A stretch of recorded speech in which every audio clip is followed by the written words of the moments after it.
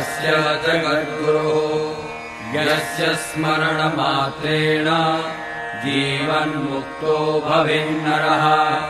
शृणु देवी प्रवक्ष्यामि सावधानावधारय। नारदोऽस्य ऋषिर्देवी छन्दोनुष्टुबुधाहृतम्। देवता बालकृष्णश्च चतुर्वर्गप्रदायकः।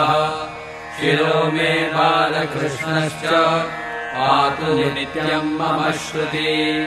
नारायणः पातु कण्ठम् गोपीवन्द्यः कपोलकम्। नासिके मधुहा पातु चक्षुषी नन्दनन्दनः। जनार्दनः पातु दन्तान् अधरम् माधवस्तथा।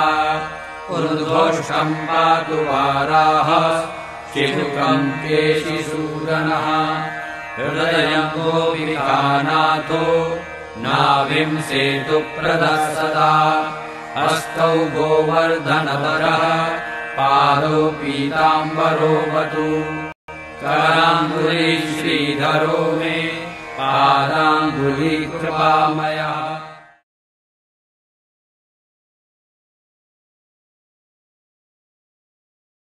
राधा कृष्णाभ्यां नमः। श्री गुरुर् चरण कमलेभ्यो नमः।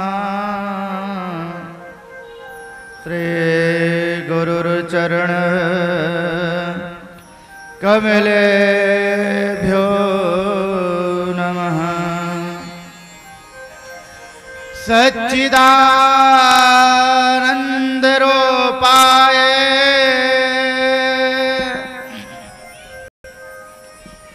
विश्वोत्पत्त्यादिहेतवे तापत्रय विनाशाय श्रीकृष्णाय वयं नमः। ध्येयं सदा परिभग्नमभीष्टदोहम्। तीर्थाशुपदं शिवविरञ्चनुतं शरण्यम्। भृत्यार्तिहम प्रणतिपाल भवादिपोतम्। वन्दे महापुरुष ते चरणारविन्दम्। राधा तो बड़भागने कौन तपस्या की। तीन लोक तारण तरण है तोरे अधि। बोले वृंदावन बिहारी लाल की जय। राधा रानी की जय। श्रीमद्भागवत महापुराण की जय। श्री सुखदेव भगवान की जय। जय जय श्री राधे। जय जय श्री राधे। जय जय श्री राधे। परम मंगलमय परात्पर अकलेश्वर करुणा वरणालय माधव मुकुंद पीताम्बरधारी बालकृष्ण लाल की प्रतिमय मूर्ति श्रीमद् भागवत सप्ताह भक्ति ज्ञान यज्ञ का आज चतुर्थ दिवस चल रहा है। और आज मेरे गोविंद कभी राम के रूप में तो कभी बावन के रूप में तो कभी कृष्ण के रूप में मेरे गोविंद का मेरे गोपाल का अवतार हो रहा है। राजा बलि बार बार निवेदन करते हैं, बार बार वंदन करते हैं। आपका आश्रम है और आश्रम में गाय नहीं है तो मैं आपके आश्रम में 2-4 10 हजार गैया दान में दे दूंगा। आपके आश्रम में गैया है, और महाराज यदि आप विवाह करना चाहते हैं तो मैं आपका विवाह भी करा दूंगा। अच्छा, लेकिन भगवान ने न आश्रम के लिए हाँ बोले, न गैया के लिए हाँ बोले, न विवाह के लिए हाँ बोले। भगवान की ओर से कोई उत्तर प्रति उत्तर नहीं हुआ। तो बलि जी ने गुरुदेव से कहा, एक गुरुदेव एक ऐसा महात्मा है, मैं बार बार निवेदन कर रहा हूँ, बार बार मैं वंदन कर रहा हूँ, बार बार मैं अभिनंदन कर रहा हूँ, लेकिन संत जी महाराज तो कुछ उत्तर ही नहीं देते हैं। और वैश्व में शुक्राचार्य जी ने कह दिया, राजा बलि ये परमहंसी महात्मा है, इनका अभी माला का जाप चल रहा है, और जब तक माला पूरी होगी नहीं तब तक बोलने वाले भी नहीं हैं। अभी तक तो श्रद्धा थी, लेकिन अब श्रद्धा अपार हो गई। अभी तो प्रणाम चल रहा था, लेकिन अब तो दंडवती हो गए, महाराज चरणों में गिर गए। महाराज आप जो कहेंगे हम आपको प्रदान करेंगे। 1 घंटे के बाद जैसे प्रभु की माला पूरी हुई, धीरे धीरे आंखों को खोला और आंखों को खोल करके निवेदन किया, राजा बलि आप ही बलि हैं। हाँ महाराज मैं ही बलि हूं। अरे आपका पूरा परिवार दानी था।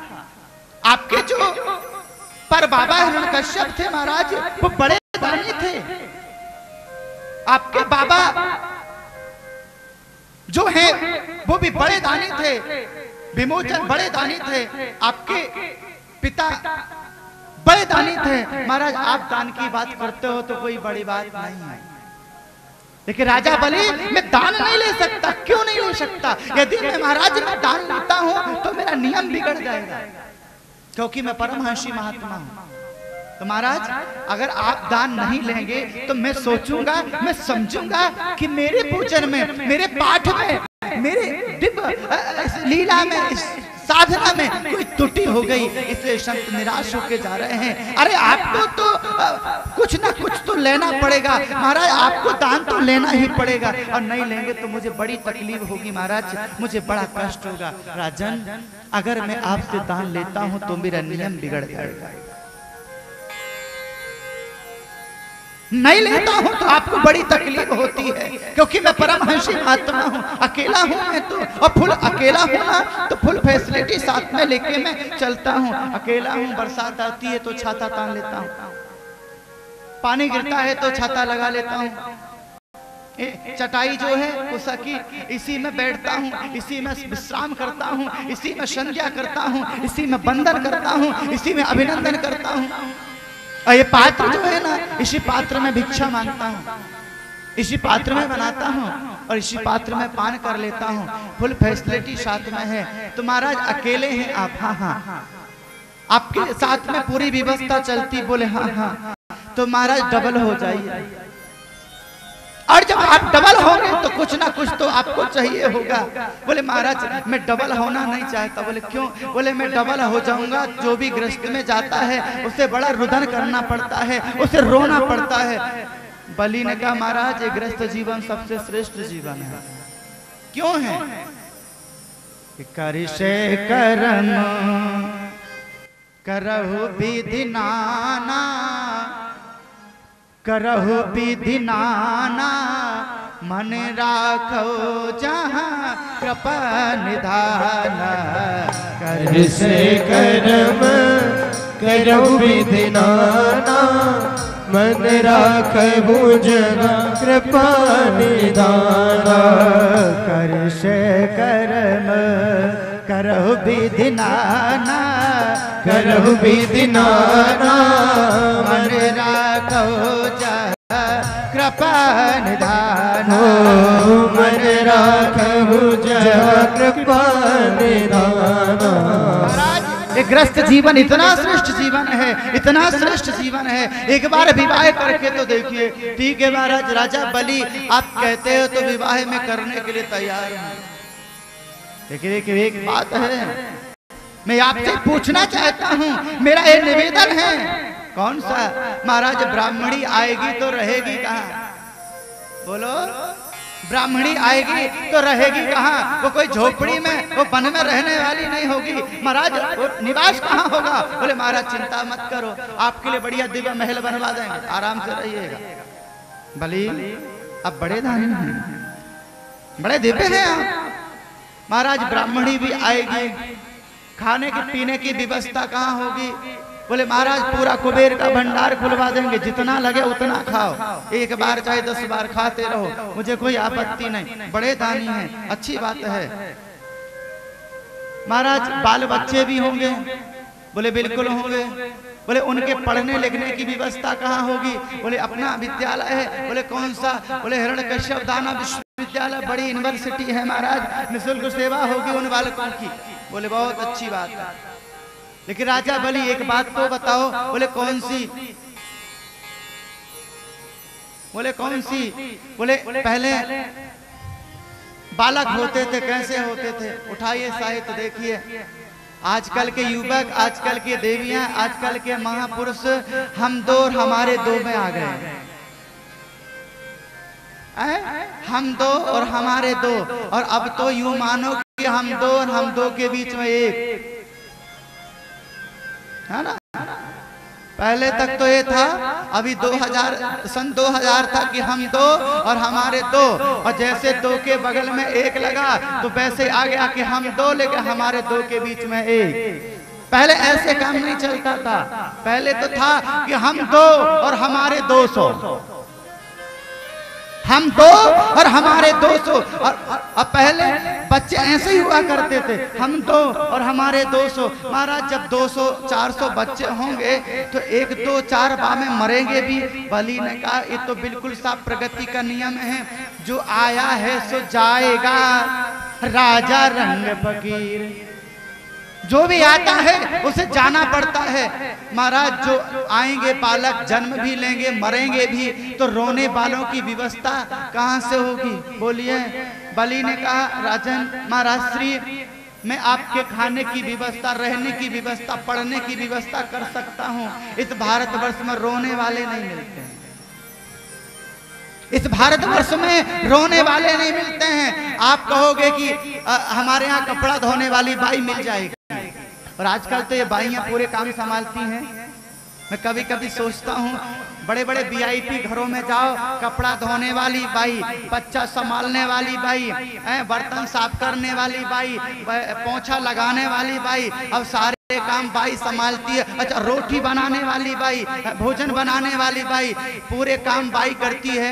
इस सन 90 के बाद ज्यादा प्रचलित चला, हमें लगता 2025 तक जब सारे काम बाई संभालती हैं, ये देवियां कहें कि कपड़ा धोने वाली बाई, बर्तन मांजने वाली बाई, रोटी बनाने वाली बाई, बाकी और पति संभालने वाली भी बाई कहीं प्रकट ना हो जाए। एक ही काम बचा है, वो कौन सा? पूरे काम बाइयां संभाल रही हैं, खाली पतियों को ये देवियां संभाल रही हैं। और लगता है 2025 तक कहीं ऐसा ना हो जाए कि ये देवियां कहें अरे बाई ओ, सारे काम जब तुम ही संभालती हो तो एक काम और संभालो, मेरे पति को भी तुम ही संभालो। विचार करो, सोचो जरा। महाराज यहाँ रोने वाले नहीं मिल सकते। आप किसी से कहो हमारे यहाँ आप आइए और मैं आपको 20,000 रुपए महीना दूंगा, आप खाली घर में बैठ करके 4 घंटा सुबह 4 घंटा शाम रुदन करिए, वो कहेगा भैया 50,000 भी दोगे तो मैं नहीं आऊंगा, क्योंकि सबसे रोना नहीं आ सकता। भगवान ने कहा राजन, जब रोने वाले की व्यवस्था नहीं कर सकते हो तो मैं विवाह भी नहीं कर सकता।